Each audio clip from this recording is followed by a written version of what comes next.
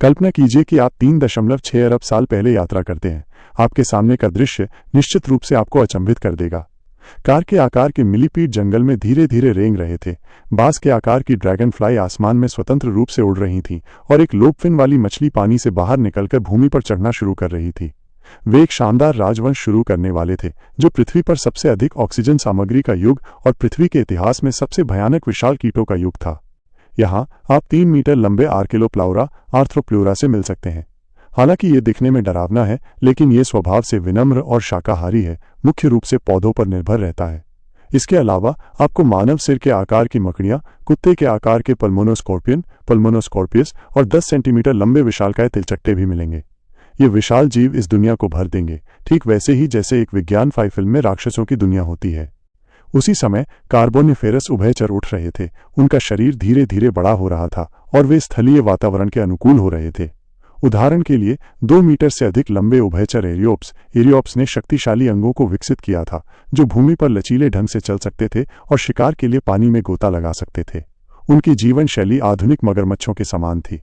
मैं कह सकता हूं कि ये युग उभयचरों के लिए भूमि का शुरुआती बिंदु भी था। हालांकि उभयचरों का भूमि पर हावी होने का मार्ग भी चुनौतियों से भरा था। शुरुआत में उनके अंडों को परिपक्व होने के लिए पानी में विकसित होने की आवश्यकता थी। पृथ्वी के पर्यावरण में बदलाव के साथ उन्होंने शायद ही कभी आवाजें निकाली। जीवित रहने के लिए उन्होंने एक मूलभूत सुविधा विकसित की। एमनियोटिक अंडे की संरचना ने भ्रूण को एक कठोर खोल के अंदर बंद करने की अनुमति दी, जिससे उन्हें पानी के वातावरण पर निर्भर किए बिना भूमि पर विकसित होने की अनुमति मिली। इस प्रजनन रणनीति ने जीवों के भाग्य को पूरी तरह से बदल दिया, सरीसृपों के उदय का मार्ग प्रशस्त किया और बाद में स्तनधारियों और मनुष्यों के उद्भव के लिए आधार तैयार किया। लेकिन कार्बोनिफेरस की महिमा हमेशा के लिए नहीं रह सकी। जैसे ही पृथ्वी की टेक्टोनिक प्लेटें फिर से सक्रिय हुईं, भूमिगत मैग्मा ने कोयले की परतों को प्रज्वलित कर दिया और आग तेजी से फैल गई। जमीन पर जंगल और दलदल भी आग के लिए ईंधन बन गए और प्रचुर ऑक्सीजन ने आग के प्रसार को तेज कर दिया। कुछ ही दिनों में पृथ्वी एक अग्नि समुद्र में बदल गई। जंगल की आग दशकों तक चली और जली हुई वनस्पति और जहरीली गैसों ने एक वैश्विक ग्रीन हाउस प्रभाव पैदा किया, जिससे पृथ्वी का औसत तापमान 30 डिग्री सेल्सियस तक गिर गया।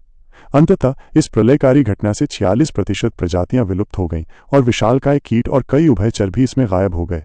इसके बावजूद जीवित बचे सरीसृपों ने एमेनियोटिक अंडे के विकास के चमत्कार के साथ इसे सहन किया।